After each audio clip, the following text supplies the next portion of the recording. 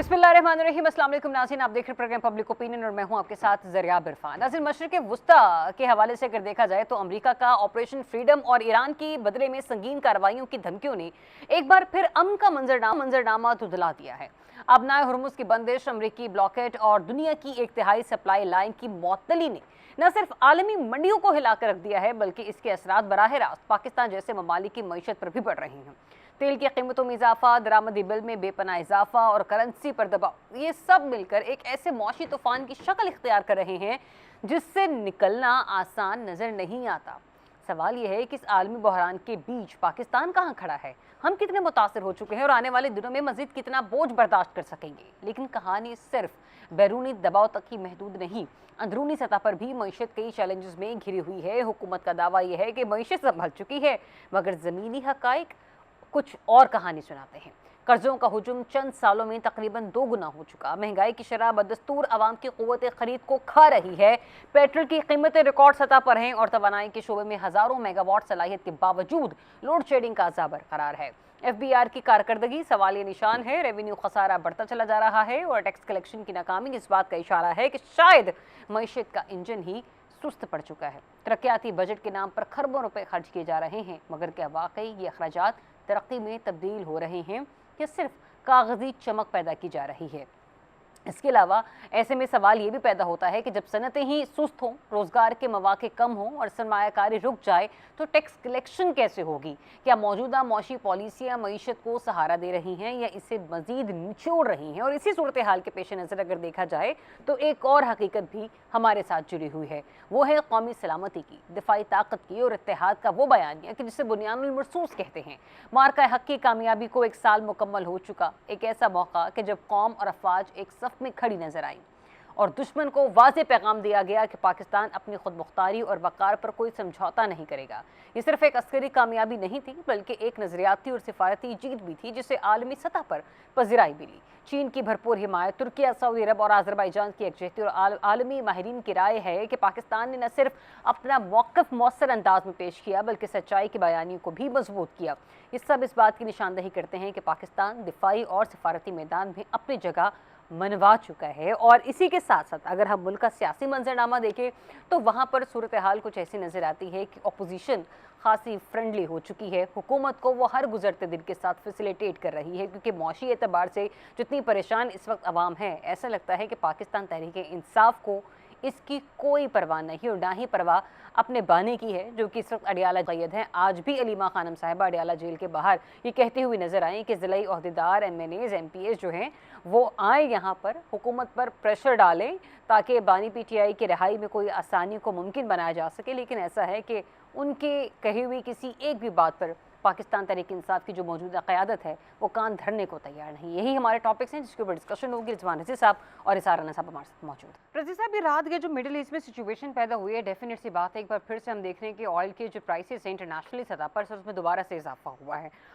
हम तो पहले ही ऑयल के क्राइसिस, एनर्जी क्राइसिस को भुगत रहे हैं। मीनवाइल आपको क्या नज़र आ रहा है, मजीद और कौन से क्राइसिस हैं जो पाकिस्तान के लिए मुतासिरकुन साबित हो सकते हैं? क्योंकि एक ये तो फैक्टर है ही इंटरनेशनली जो हमें नज़र आ रहा है, लेकिन सर उन कर्जों का क्या करना है जो हुकूमत ने पिछले 4 सालों में लिए हैं, उनका 2 गुना हो जाना, 3 गुना बढ़ जाना, सर वो तो आज के मारूसी हालात के साथ तो नहीं जोड़े जा सकते ना? देखिए, वो एक अलग इशू है और मौजूदा जो मईशत का हालात हैं या इस जंग के उसके ऊपर असरात हैं वो अलग इशू है। मेरी अपनी राय के अंदर, और जो कि मैंने 2-3 माहिरीन को पढ़ के और उनसे बात करके मुरतब की है, हमारा कोई 1-1.5% GDP का उड़ चुका है इस जंग के नतीजे के अंदर। क्योंकि जैसे ही ईंधन की कीमतें बढ़ती हैं तो उसके नतीजे के अंदर पैदावारी लागत बढ़ती है, और जब पैदावारी लागत बढ़ती है तो वो अजाफी पैदावारी लागत अगर वो माल मुकामी मंडी के अंदर इस्तेमाल होता है तो आपको और मुझे देना पड़ती है, और अगर वो एक्सपोर्ट होता है तो वो कम्पेटिटिव नहीं रहता आलमी मंडियों के अंदर और आलमी मार्केट के अंदर। और ये बात याद रखिए कि मदर ऑफ ऑल डील कहा है ये जो EU, यूरोपियन यूनियन और इंडिया के दरमियान जो फ्री ट्रेड एग्रीमेंट हुआ है, और आपको पता है कि इंडिया जहाँ पे भी जाता है पाकिस्तान का रास्ता रोकता है, तो दूसरा बड़ा इम्पोर्टर जो हमारे टेक्सटाइल गुड्स का है वो यूरोपियन यूनियन है, तकरीबन 6 से 8 अरब डॉलर हम वहाँ पे एक्सपोर्ट करते हैं हर साल, तो उनके ऊपर भी ज़द पड़ी है। पहले ही इंडिया के FTA की वजह से पड़ जानी थी, लेकिन अब जब जंग आ गई है तो हम और नॉन कम्पिटिटिव हो जाएंगे। ये तो एक उसका पहलू हो गया जो मैं मुस्तकबिल की बात कर रहा हूँ। यहाँ पे जो कीमतें बढ़ी हैं, इस बात के ऊपर हो सकता है डायलॉग के इनको प्रॉपरली मैनेज किया जा सकता था और कम से कम असरात जो हैं वो लोगों तक पहुंचाए जा सकते हैं। दुनिया भर में बढ़ी ये फ्यूल की सप्लाई जो डिसरप्ट रही है, या आलमी मंडी के अंदर तेल की कीमतों में चढ़ाव हुआ है। प्राइस के अंदर इंक्रीमेंट होना और जो हुकूमती सतह पर जो टैक्स कलेक्ट करती है हुकूमत, मैं उस तरफ आ रहा हूँ। उसमें तो अभी एक अलग ही मामला है ना। अभी आप ये मामला देखिए कि ये पहले प्राइस जो थी, हमारी हुकूमत जो थी वो 450 रुपये पे ले गई थी पर लीटर पे। फिर जब इसार राना जैसे लोगों ने तनकीद की तो वो फिर उसको 450 पे लाई। अब उन्होंने बढ़ा के फिर 400 रुपये कर दिए और सरकार कह रही है कि जी 80 रुपये लेवीज हम नहीं ले रहे अभी।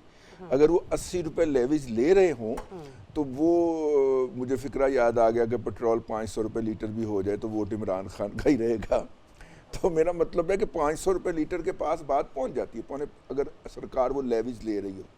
लेकिन ये सरकार उधार कर रही है हमारे साथ। आप ये ना समझिए कि सरकार नहीं लेगी।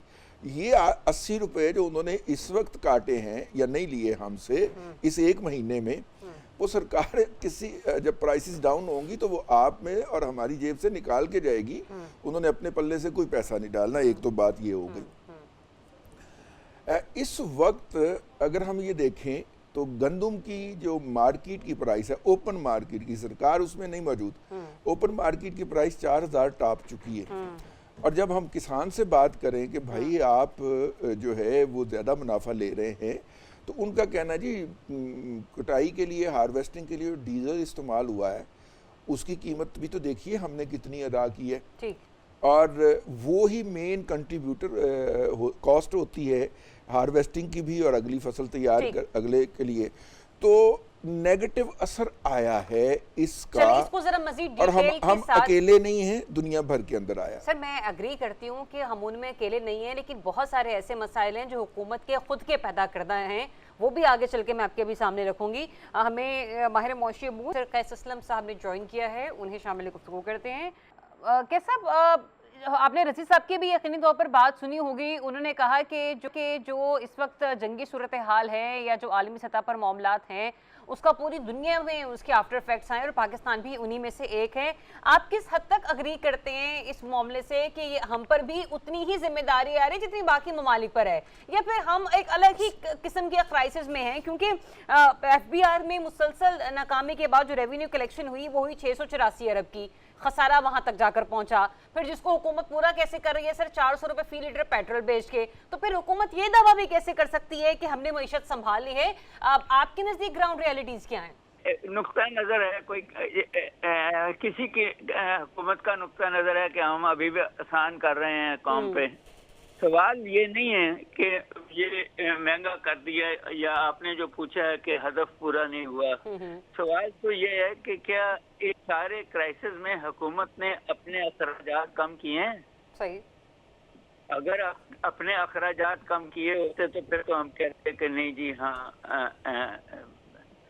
अखराजात उसी तरह हैं, लेविश खर्चे भी उसी तरह हैं, जो आगे पीछे गार्ड्स और दूसरी गाड़ियां हैं वो भी उसी तरह हैं, जो हवाई जहाज के खर्चे हैं वो भी उसी तरह हैं।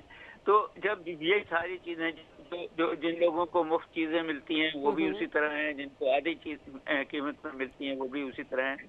बोझ आवाम पे डाला जा रहा है और फिर भी एहसान किया जा रहा है, ऐसे नहीं है।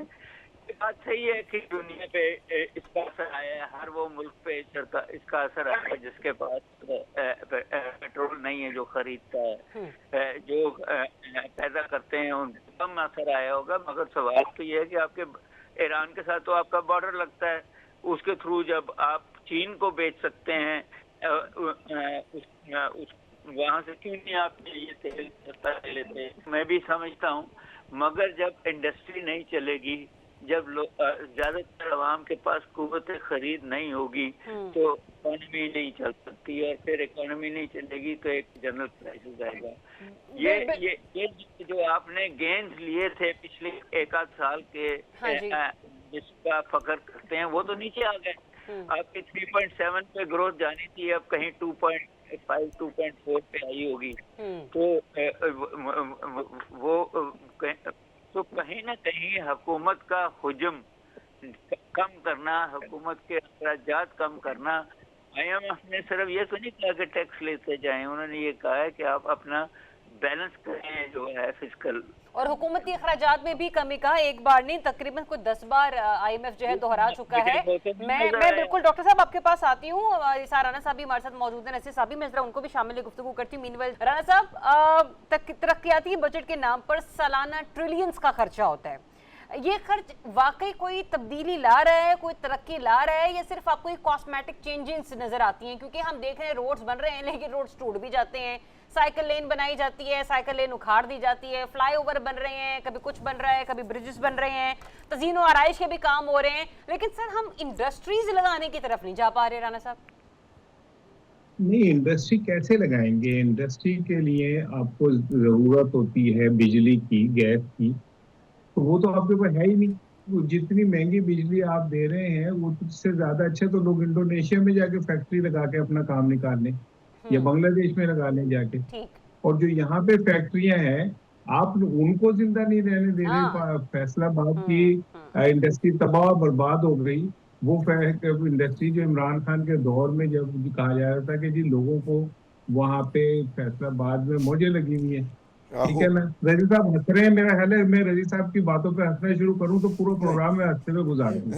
मेरा ख्याल है कि नहीं, अगर यकीन करें आप जो बातें करते हैं, मैं भी अगर हंसना शुरू करूं ना तो बहुत हंस सकता हूँ। मेरी आवाज आई है, लेकिन मैं आपकी बातों को बड़े हौसले से आपको मेरी आवाज आई है, मैं भी बड़ा बर्दाश्त करता हूँ, फिर हासा निकल जाता ना यार, तो चलो तुम बर्दाश्त करो, चलो आपका निकल जाता है, मेरा भी निकल सकता है, कटो ना। लेकिन मैं निकलता नहीं हूँ, मैं उससे खामोशी से सुन लेता हूँ। जब आप ऐसे हंसते हैं तो ऐसा लगता है कि जैसे कोई क्या कहते हैं, मैं ऐसी बात कह रहा हूँ जिसका वजूद नहीं है। नहीं, लेकिन ये कि क्या इमरान खान के दौर में इंडस्ट्री को बूम नहीं आया था? नहीं आया था। अब सुन ले, पिछले 10 माह में नहीं आया था ना भाई। ठीक है रजब, मैं ठीक है, मैं आपसे बहस नहीं कर रहा। आप ना पूछिए ना मुझसे, आप अपनी बात कीजिए।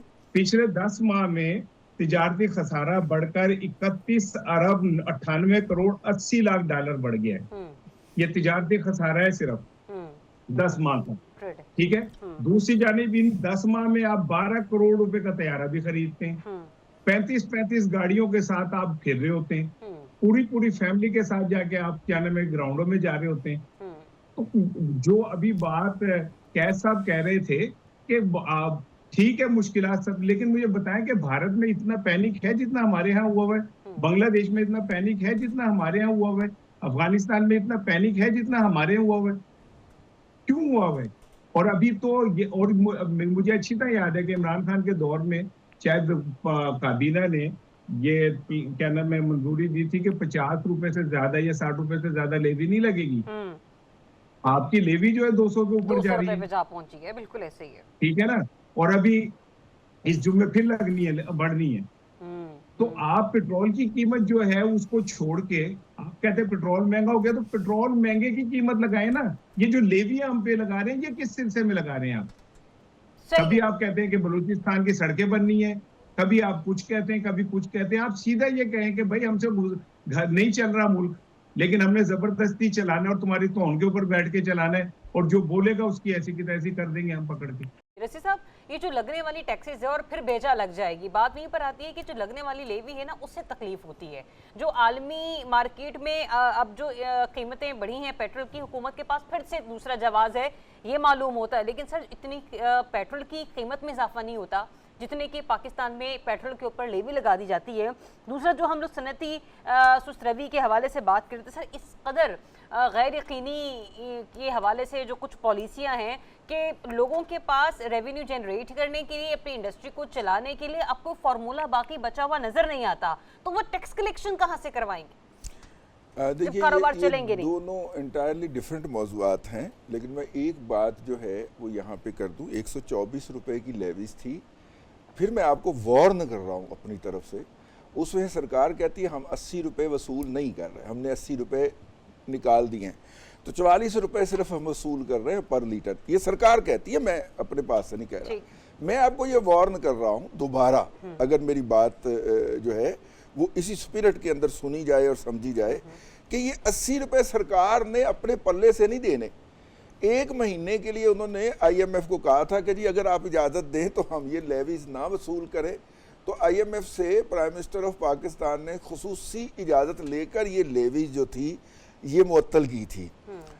लेकिन टैक्स रेवेन्यू के अंदर शॉर्टफॉल नहीं आने देना हुकूमत ने। हो सकता है कि जैसे ही ये जंग रुकने का कोई समा बंधे और पेट्रोल की प्राइसेस नीचे जाएं तो सरकार ये अपने 80 रुपये भी वसूल करे और पिछले महीने वाले भी 80 आपसे वसूल करे। मैं इसके लिए आपको वार्न कर रहा हूँ, मैं कोई इसकी कोई जस्टिफिकेशन नहीं दे रहा या इसको डिफेंड करने नहीं बैठा हुआ। यहाँ पे हमारे इंडस्ट्रियलिस्ट को सब्सिडी खाने की आदत पड़ गई हुई है। मुशर्रफ साहब के दौर के अंदर अरबों डॉलर का हमने R&D दिया था, रिसर्च एंड डेवलपमेंट का दिया था 3%, यानी कि आप अगर 100 रुपए की एक्सपोर्ट करेंगे तो सरकार 3 रुपए आपकी जेब में डाल देगी अपने पास कि जी आप इस पे R&D कर लें। वो अरबों डॉलर गया था उसके अंदर, लेकिन मुझे बता दीजिए उसके नतीजे में क्या कोई क्वालिटी की चीज़ पेश हुई। तीसरी बात ये है, ये लोगों को नज़र ही नहीं आता। मैं अब इसार राना का नाम लूँगा तो ये बुरा मना जाएंगे, इसार राना को नज़र ही नहीं आता। देखिए उच्च के ऊपर एक गैस फील्ड है, उस गैस फील्ड की पूरी गैस एक पावर स्टेशन को बख्श दी गई और कहा गया कि 2054 तक आप हमें बिजली बेचा करो डॉलर्स के अंदर और 34 रुपये फी यूनिट बेचा करो, और 1000 मेगावाट का वो वहां पे प्लांट लग गया है। गैस भी उनकी, वो उसकी कीमत जितनी मर्जी तय करे। राना साहब मैं चाहूंगी कि आप मुझे बस कंक्लूडिंग रिमार्क्स दें, फिर ताकि मैं ब्रेक की तरफ जाऊं। कैसे सर्वाइवल होगा, क्योंकि एक टोटका रजी साहब ने दिया कि एक दौर वो भी था कि जब लोग कहते थे कि 500 रुपए का भी हो जाए तो फिर भी हमने वोट जो है वो एक खुसूसी पार्टी को ही देना है, तहरीक इंसाफ को ही देना है। नहीं, अगर उस दौर में भी 500 का पेट्रोल होता और लोग ये कह रहे थे तो जहालत थी, और अगर इस दौर में भी लोग इस महंगाई को डिफेंड करते हैं तो बहुत बड़ी जहालत है। मैं तो उस दौर के जाहिलों के ऊपर भी तबर्रा भेजता हूँ और इस दौर के जाहिलों पे भी तबर्रा भेजता हूँ। हमने तो उस दौर में भी महंगाई के ऊपर एहतजाज किया था और अब भी करेंगे हम। ठीक है, हमको किसी के गुलाम है कि जो तुम कहोगे हम वही करेंगे। हम तो अपनी मर्जी से बोलेंगे जो भी बोलना होगा, ठीक है ना। हमारा कौन सा कोई डाक खाने से मतलब रोजी रोटी आती है, हमने तो यहीं पे बैठ के कमाना है जो भी कमाना है। तो मैं तो ये समझता हूँ कि पिछली बातों में इमरान खान के दौर में अगर ऐसा होता तो तब भी बुरा था, लेकिन अब तो बहुत ही बुरा हो गया ना। अब तो जिंदगी जो है लोगों के लिए एक अजाब बन के रह गई है। अभी तो ये जो मई के बिल आएंगे ना, इस पे रजी एक प्रोग्राम करेंगे, मैं और रजी दोनों मातम करेंगे इसके ऊपर बैठ के। ये जितना मर्जी अपने आप को कर ले, अंदर से ये मेरे जितना ही गरीब है, इसके अंदर वो ये गरीब आदमी छुपा हुआ है जिसको तकलीफ होती है गरीब को देख के। अभी मई के जो आ जाए बिल, हम देखेंगे कि यहाँ पे क्या होता है। और फिर मैं सवाल ये कर रहा था कि रजी साहब ये जो अब फ्लक्चुएशन होगी, इसके बिजली के बिलों पे भी असरात मुरतब होंगे आने वाले दिनों में। मैं चाह रहा हूँ कि रजी साहब इस पे भी 2 जुमले बोले ताकि मुझे मैं क्लियरिटी आ जाए। मैं परेशान हो रहा हूँ, मैं चाह रहा हूँ अकेला मैं ना हूँ, बजट बनाकर तैयार कर लूँ, है ना। हाँ जी, क्विकली कह दीजिए, बता दीजिए फिर। जी, है जी ये बिल्कुल होंगे, और ख़ास तौर पर ये जो फ्यूल एडजस्टमेंट चार्जेस हैं आप देखिएगा एकदम वो बढ़ते हुए आपको नज़र आएंगे। और ये इन दिनों के अंदर जब फ्यूल दस्तयाब नहीं था, और ख़ास तौर पे ये जब गर्मी पड़ने से पहले, मार्च का महीना जो होता है, गर्मी शुरू होने से पहले जब दरियाओं में पानी नहीं होता तो हम ज़्यादातर बिजली जो है वो इस फ्यूल से बनाते हैं, दरामदी फ्यूल से बना रहे होते हैं। तो वो अभी आना है जी आपको मई के बिलों के अंदर वो वाला फ्यूल एडजस्टमेंट चार्जेस, और आपकी चीखें निकलेंगी। चलें, मेरी तो अभी से सुनकर निकल रही है, बाकी तो पता नहीं क्या बिल बिजली के हाथों में हमारे थमाए जाएंगे। एक ब्रेक लेते हैं ना। Welcome back once again. नाज़रीन, कल भी प्रोग्राम में आपसे यही गुजारिश की थी कि जब तक हम 10 मई तक की तारीख तक नहीं पहुंच जाते, इंशाल्लाह रोज़ाना की बुनियाद पर हम मार्का हक को, बुनियानुल मरसूस को ज़रूर डिस्कस करेंगे। कुछ डेवलपमेंट्स के ऊपर बातें होंगी। अभी भी अगर हम आलमी माहिरीन के हवाले से कुछ रिपोर्ट्स को निकाल कर पढ़ें, उनके तर्जुमे को निकाल कर पढ़ें, तो वो बताते हैं कि पाकिस्तान ने फतह मिसाइल का कामयाब तजुर्बा करके भारत को तनबीह कर दी, यानी कि एक अलर्ट जारी कर दिया। मीनवाइल हमने ये भी देखा कि सर ईरान को बचाने में अब तक उनकी मिसाइल टेक्नोलॉजी ने उनका बड़ा साथ दिया, और इस एक साल के दौरान हम भी अपने बहुत सारे मिसाइल तजुर्बात कर चुके हैं। सर ये कितनी बड़ी डेवलपमेंट है हमारे डिफेंस सिस्टम के लिए? दो पहलू हैं इसके, एक तो मिसाइल की बात और दूसरी भारत की जो सरमायाकारी है अपने दिफाई शोबे के अंदर। जी, मिसाइल के अंदर हम काफ़ी अरसे पहले ग्रेजुएट कर चुके हैं कि हम अपनी मर्जी का जो मिसाइल बनाना चाहें वो बना सकते हैं। हमने हंगूर क्लास की आबदूस खरीदी और कहा कि बम इस पे हम अपने लगाएंगे।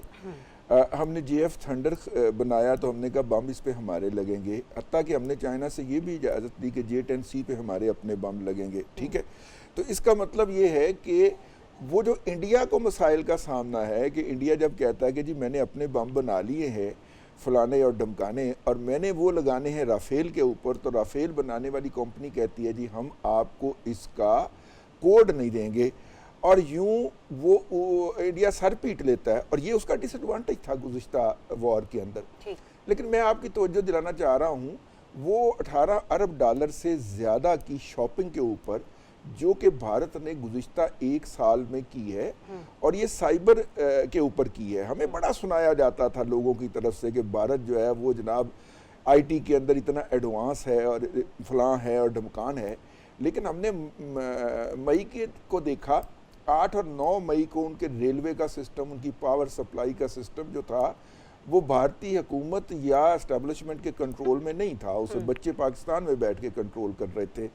इसके ऊपर मेजॉरिटी जो 18 अरब डॉलर की और तमाम रूल्स एंड रेगुलेशन, ऑडिट का भी शर्त जो है वो उन्होंने वेव कर दी है, और ये 18 अरब की डॉलर की शॉपिंग जो है अब वो इंडिया को टिकने नहीं दे रही। मैं गुज़िश्ता रोज़ मुझे बताया गया बच्चों की तरफ से कि भारत ने एक हेब्रोन मिसाइल जो है, हेब्रोन जो ड्रोन है वो भावलपुर के सेक्टर में पाकिस्तान में दाखिल किया, और वो पाकिस्तान के अंदर काफ़ी अंदर तक आ गया। उसके बाद उस ड्रोन को पाकिस्तानी बच्चों ने उसको हैक किया और उसे एक जगह पे घुमाना शुरू कर दिया। वो कई घंटे तक एक जगह के ऊपर चक्कर में घूमता रहा, और जैसे ही उसकी बैटरी जो थी या जो भी फ्यूल था वो ख़त्म हुआ तो वो ज़मीन पे गिर गया या लैंड कर गया। तो असल में भारत इस वक्त इस साइबर वॉरफेयर के अंदर पाकिस्तान को चैलेंज करना चाह रहा है, और उसे ये पता होना चाहिए कि इस फ्रंट के ऊपर भी उसे सरप्राइज मिलने वाला है, और वो इसको चेक करता रहता है। कल रात ही हमने देखा कि मकबूजा कश्मीर में LOC के ऊपर जिस तरह की परवाज़ें भारतीय फ़ज़ाइया की तरफ से चल रही थी, तो फिर पाकिस्तानी फ़ज़ाइया भी फ़ज़ाओं में गई और 3-1 घंटे तक दोनों साइड के ऊपर अग्रेसिव टोन के साथ ये फ़्लाइट्स रहीं, और फिर जब भारतीय अपनी जगह पे उतर गए श्रीनगर में भी और इधर जो है अमृतसर में भी, तो फिर पाकिस्तानी शाहीन भी वापस आ गए। तो रोज़ाना की बुनियाद के ऊपर पाकिस्तान को के जवानों को चेक भी करता है, इंस्टिगेट भी करता है। ठीक है, लेकिन हमारा वही असूल है कि जब तक वो अग्रेशन नहीं करेंगे, बच्चों को हुक्म है कि आपने कोई उनको जवाब नहीं देना। राना साहब, क्योंकि हर गुजरते दिन के साथ पूरी दुनिया में जो जंगी माहौल है वो बड़ा डिफरेंट होता चला जा रहा है। सिर्फ जंगी आलात से ही नहीं, अपनी महारत और अपनी हिकमत अमली के साथ भी जंगें जो हैं वो जीती जा रही हैं। मिसाइल्स हो जाएं, हमारी हंगोर आबदोज हो जाए, या दीगर हम अपने और वेपन्स के हवाले से बात करें, इंटेलिजेंस पॉइंट ऑफ व्यू से और छोटे छोटे आलात के थ्रू, मैं स्पेसिफिकली ड्रोन टेक्नोलॉजी के हवाले से बात करना चाह रही हूँ। सर, ड्रोन टेक्नोलॉजी पाकिस्तान के लिए अडॉप्ट करना और उसमें क्या कहते हैं एक अलग तरीके से नया इंफ्रास्ट्रक्चर लेकर आना या नए गैजेट्स को इंट्रोड्यूस करवाना, सर ये भी कितना इम्पोर्टेंट है? देखिए, अब अगली जंगें जो हैं वो है ही टेक्नोलॉजी की, और मुझे तो अगली जंग जो है आने वाले मुस्तकबिल की वो AI की जंग नजर आती है। अच्छा। तो जो हालात जिस तरफ जा रहे हैं तो मेरा ख्याल है कि जो रजी साहब ने बताई हैं बातें, उससे हमें ये मुतमईन रहना चाहिए कि हमारे जो बच्चे हैं, अल्हम्दुलिल्लाह वो जो हालात के बदलते हुए तकाजे उनके मुताबिक चलना जानते हैं। भारत को एक्चुअली जहाँ एक तरफ हमने अपने बहादुर नौजवानों की वजह से शिकस्त दी, वहीं हमने टेक्नोलॉजी पे दस्तरस की वजह से भी शिकस्त दी और हमने उनको हर मुहाज पे नीचा दिखाया। लेकिन मैं अभी ये एक रिपोर्ट है वो मैं पढ़ रहा था, ये अमरीकी कुछ थिंक टैंक है, सेनेटर उनकी है कि अमरीकी जरीदे में वो कहते हैं कि अब अगर पाक भारत जंग हुई तो वो तबाहकुन होगी और इस वक्त दोनों ममालिक के दरमियान जिस तरह की सूरत हाल है, जरा सी चिंगारी भी किसी बड़े तसादुम की तरफ ले जा सकती है और चीन अमेरिका जो है दोनों इस जंग का हिस्सा बन सकते हैं अगर कहीं आगे जाके कुछ ऐसा हुआ। ये रिपोर्ट मैं आपको शेयर कर रहा हूँ जो बोलिए।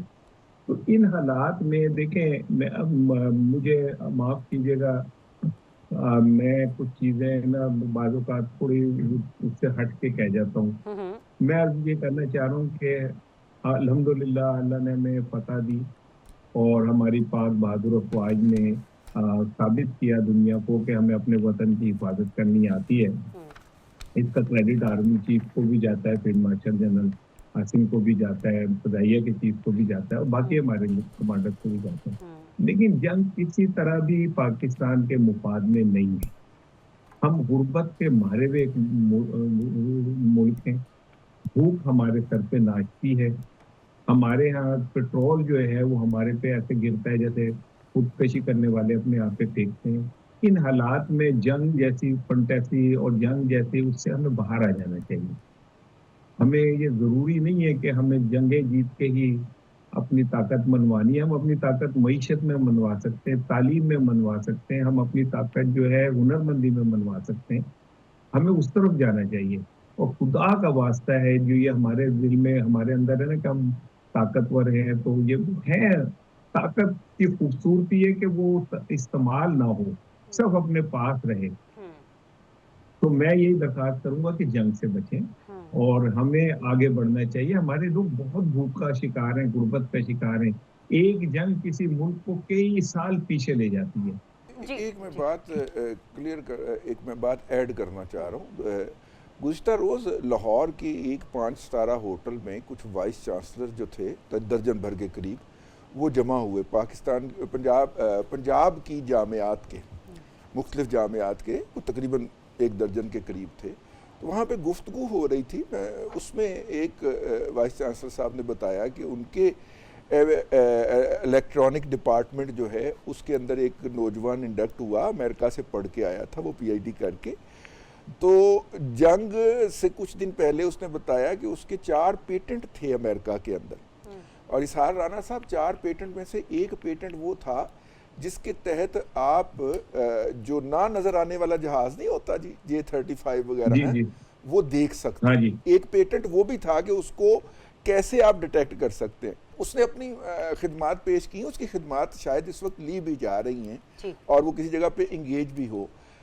बुनियादी तौर पे जंग जो होती है उसके अंदर जो महारत होती है वो आपकी टेक्नोलॉजिकल एडवांसमेंट की या पीक का इजहार होता है।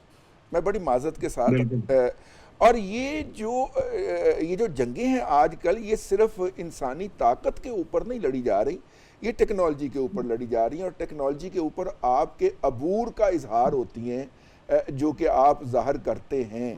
तो ये जो है इसके अंदर देखिए सारा कुछ हमारे बच्चे लोकली कर रहे हैं। मैंने आपसे कहा कि इंडिया ने 1 साल के अंदर 18 अरब डॉलर की शॉपिंग की है कैश के ऊपर। हमारे बच्चों ने कोई एक चीज़ भी नहीं मांगी हमसे, सारा कुछ डोमेस्टिकली कर रहे हैं ना पाकिस्तान के लिए। अगर वो डोमेस्टिकली कर रहे हैं तो ये भी मईशत की मजबूती की बात हो रही है और ये भी अल्टीमेटली एम्प्लॉयमेंट होगी, महारतों में इजाफा होगा। हमारे 500 बच्चे जो है वो इस वक्त जो बना रहा है वो खान तैयारा 5th जनरेशन का, उसमें तुर्की में बैठे हुए हैं और उसकी तामीर के अंदर हिस्सा ले रहे हैं। ये इसीलिए मुमकिन हुआ ना कि महारतें हैं बच्चों के पास। बिल्कुल ऐसा ही है कि पाकिस्तान अपनी जंगी जो सलाहियतें और अपनी महारतें हैं उनमें हर गुजरते साथ इजाफा करता चला जाए। और पाकिस्तान का जो दिफा है अल्लाह ताला वो नाकाबिल तस्खीर रखें। एक ब्रेक लेंगे, ब्रेक के बाद जब आपको ज्वाइन करेंगे तो कुछ पॉलिटिकल सिचुएशन को ज़रूर डिस्कस करेंगे। Stay tuned. Welcome back once again. नाज़रीन, जिस तरह हम देख रहे हैं मुल्क में मईशत के हालात हैं, एक स्ट्रॉन्ग और बड़ी तगड़ी अपोजिशन ये पाकिस्तानी डिज़र्व करते हैं, लेकिन ऐसा लग रहा है कि अपोजिशन खासी फ्रेंडली होती चली जा रही है हुकूमत के साथ। फिर वो चाहे बानी पीटीआई की रिहाई का मामला हो या फिर मईशत का स्लो डाउन हो जाना, इस सभी में कहीं ना कहीं पाकिस्तान तहरीक इंसाफ की वो क़यादत जो कि इस वक्त जेलों से बाहर है, वो हुकूमत को फैसिलिटेट करती हुई नज़र आ रही है। लेकिन अपने अंदर भी इख्तलाफात जो हैं वो किसी हद तक थमने का या कम होने का नाम नहीं ले रहे, क्योंकि रोज़ाना की बुनियाद पर कल भी मैंने देखा एक ट्वीट की हुई थी रीमा खानम साहिबा ने, जिसमें वो तमाम ज़िलाई अहदेदारों से गुजारिश कर रही हैं कि वो अडियाला जेल के बाहर आएँ और एक भरपूर अंदाज में एहतजाज रिकॉर्ड करवाएं। लेकिन उनकी ट्वीट्स पर रीट्वीट्स ज़रूर मिलते हैं, लेकिन वो आवाम देखने को नहीं मिलती जो कि अडियाला के बाहर होनी चाहिए। आज बैरिस्टर गौहर साहब के घर के बाहर मुजाहरा हुआ और फिर हमने देखा कि अहमद नियाजी साहब जो हैं वो एहतजाज का ऐलान करने पर गिरफ्तार हो गए। तो ये बात समझ में इसलिए नहीं आई कि ये एहतजाजी गिरफ्तारी जो है क्या वजह है कि उनके अमल में लाई गई है, और दूसरा ये भी कि तहरीक इंसाफ अब तक क्यों बानी पीटीआई की रिहाई के हवाले से भी एक बड़ा एहतजाज करने से कासिर है। राना साहब, बड़ी एक अलग सी डिसअपॉइंटमेंट है तमाम कारकुनान के लिए कि उन्हें कोई लीडरशिप नज़र नहीं आ रही जो कि एहतजाज को या किसी प्रोटेस्ट को लीड करे। देखिए, दो चीजें हैं। एक तो जो पीटीआई की असल लीडरशिप है वो तो है ही नहीं। या तो उन्हें कैद हो गई, उन्हें सजाएं हो गई, या वो तायब हो गए, उन्होंने प्रेस कॉन्फ्रेंसें कर ली, या वो घरों से मफरूज हो गए। ये जो लीडरशिप है इसे आप लीडरशिप नहीं कह सकते, ये एक मेकशिफ्ट अरेंजमेंट है, और ये सारे ये पॉलिटिकल नहीं है, ये ब्यूरोक्रेट्स हैं। अब बैरिस्टर गौहर का कभी आपने नाम सुना था? सलमान अकरम नाजिया का नाम कभी आपने सुना था? ये वो लोग हैं जिनको पीटीआई को फेस की जरूरत थी, जिनके ऊपर सजाएं ना हो सके। किसी और पॉलिटिकल को लीडर को बनाते उसे भी सजा हो जाती। परवेज इलाही सदर हैं, वो घर जाके बैठ गए। सो इन हालात के अंदर इसी तरह के ही हालात होने, और दो तरह की इस टाइम पीटीआई काम कर रही है। एक मिनट राना साहब, इन हालात के लिए तो सुहेल अफरीदी साहब का भी इंतखाब किया गया था ना, वो इतना बड़ा फेलियर क्यों नजर आ रहे हैं? जी मैं अर्ज करता हूँ। देखें, दो चीजें, एक तो इस टाइम पीटीआई है दो ग्रुप, एक पीटीआई अडियाला ग्रुप है और एक पीटीआई मौज मेला ग्रुप है। मौज मेला ग्रुप जिसको तनख्वाहें मिल रही हैं, टीए मिल रहा है, गाड़ियां मिल रही हैं, कवरिंग, उन्हें क्या जरूरत है इमरान खान को बाहर निकालने की? इमरान खान बाहर आया तो उनकी तो दुकानें बंद हो जाएंगी, वो क्यों बाहर निकलवाएंगे इमरान खान को? दूसरी जानिब सेल अफरीदी की जहां तक बात है, तो ये मैं आपके प्रोग्राम में ओपनली कह रहा हूँ कि सेल अफरीदी कंप्रोमाइज हो चुका है। सेल अफरीदी के पर कट चुके हैं। सेल अफरीदी साहब गंडापुर 2 बनने के लिए तैयार नहीं बल्कि बन चुके हैं। सर मुझे लगता है वो गंडापुर साहब से भी बहुत ज्यादा आगे निकल चुके। गंडापुर साहब तो फिर हिम्मत करके पहुंच जाया करते थे डी चौक, वो तो मतलब अडियाला नहीं जाते। इसको इस तरह ले ले कि लोगों को कुछ दिनों बाद गंडापुर हीरो नजर आने लग जाएगा कि यार वो फैशन में सही कुछ एक्शन तो करता था। सेल अफरीदी का वो कंटेनर मौत और आजादी, वो तो मेरा ख्याल है उन्होंने रख दिया है, वो पेशावर से हयाताबाद के दरमियान सवारियां ढोता है। सो ये सारे ऑलमोस्ट, मैं सबका नहीं कहता लेकिन किसी हद तक लोग कंप्रोमाइज हो चुके हैं। इनमें इतनी तप्पड़ नहीं है कि वो इस इमरान खान के लिए बाहर निकल सके, और वैसे भी इनके निकलने से भी इमरान खान ने रिहा नहीं होना है। बस ये बात याद रखिएगा, ये लोग निकल भी हैं तब भी इमरान खान ने रिहा नहीं होना। सही। रजी साहब, राना साहब, इसे तो बात आप भी किसी हद तक अग्री करेंगे कि ये इश्क इमरान में मारे जाने वाले चाहे नंगे पाँव भी चलकर आ जाएं, तो जब तक खान साहब को अदालतों से रिलीफ ही मिलता है वो बाहर तो आने वाले हैं नहीं। और जिन अदालतों से रिलीफ मिलना है, आप भी माशाल्लाह तजुर्बाकार हैं, आपको भी मालूम है। लेकिन पॉइंट यहाँ पर ये पैदा होता है कि सर चलें बानी पीटीआई की रिहाई के लिए अगर उन्हें कोई तहरीक नहीं चलानी तो उन्हें अवाम का दर्द भी नजर नहीं आता।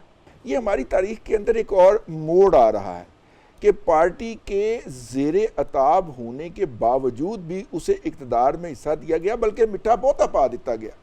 यानी पूरा स्टाफ उनके हवाले किया गया कि आपने इलेक्शन वाले दिन नताइज कैसे देने हैं।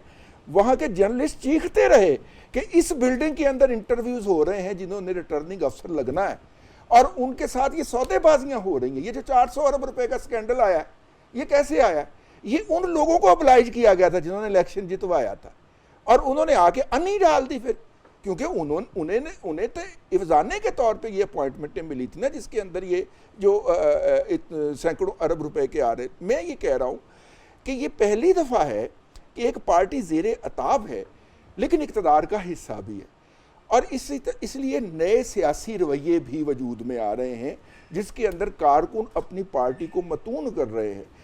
उस कारकुन को ये समझाने की ज़रूरत है कि भाईजान ये हमारा अताब का दौर चल रहा है और नीवी डाल के हम ये वक्त निकाल लें। लेकिन जब वो ये देखते हैं कि जनाब चीफ मिनिस्टर के साथ KPK के चीफ मिनिस्टर के साथ फिरने वाला वो शख्स जो पंजाब की चीफ मिनिस्टर को गालियां बकता है, वो चीफ मिनिस्टर वो जो है वो अपने महकमे का अरबों रुपए का बजट अप्रूव करवाता है और मंजरनामे से गायब हो जाता है। तो कारकुन पूछता है भाई नहीं दिहाड़ी लान आए हो। देखिए आपका जो तज्जिया है कि माजी में तो 10 साल का रहा है सर, माजी में तो 10 साल का रहा फिर तो किस तरीके से चलेगा ये सब कुछ?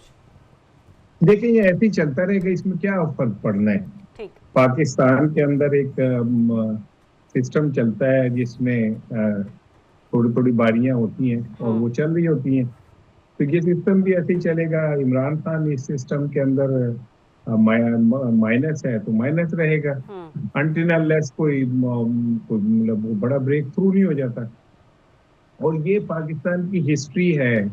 देखें आज जो लोग जो कहते हैं ना कि PTI के अंदर तफरीक है ये वो, तो आपको याद है कि इसाकदार साहब ने तो एफिडेविट जमा कराया था कि मैं मनी लॉन्ड्रिंग करता रहूं नवाज शरीफ साहब की, बाकायदा हल्फनामा जमा कराया था। तो प्रेशर जब आता है तो बाज़ औक़ात इंसान अपनों के खिलाफ ही गवाही दे देता है, क्या बाद में उससे मुकर जाए। तो PTI वाले कौन से को दूध के धुले हुए हैं, वो बड़े कोई मतलब वो चे गवीर हैं, सारे इनकलाबी हैं जो मौत और जिंदगी को हाथ में लेके फिर रहे, वो भी पाकिस्तान के ही लोग हैं, पाकिस्तान जैसे ही लोग हैं। तो PTI और दूसरी बात ये कि इमरान खान का मामला या इमरान खान की लड़ाई कहीं और है, जहां जब वहां पे मामला सुलझ गए तो नीचे भी सुलझ जाएंगे, अदालतें भी फैसले देने लग जाएंगी, अदालतें भी सब कुछ कर लेंगी। सही। और इसी सिस्टम में शायद पाकिस्तान तहरीक इंसाफ ने भी फिलहाल जो है वो जीना सीख लिया है। वो अलग बात है कि जो उनकी बहनें हैं उनका दर्द तो वही जान सकती हैं। नाज़रीन प्रोग्राम का वक्त खत्म हुआ जाता है, इजाज़त दीजिए, अल्लाह हाफ़िज़।